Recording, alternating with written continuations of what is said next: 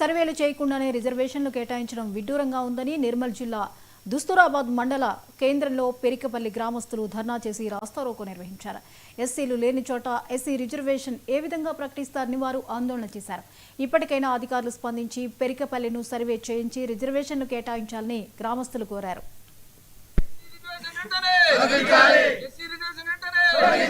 Single window chairman, high school విద్యా committee chairman మాజీ, ప్రస్తుతం పెరక సంఘం జిల్లా అధ్యక్షునిగా కొనసాగుతున్న దసరా మండలంలోని పెరకపల్లి గ్రామంలో మొత్తము 500 చిల్లర ఓట్లు ఉంటాయి.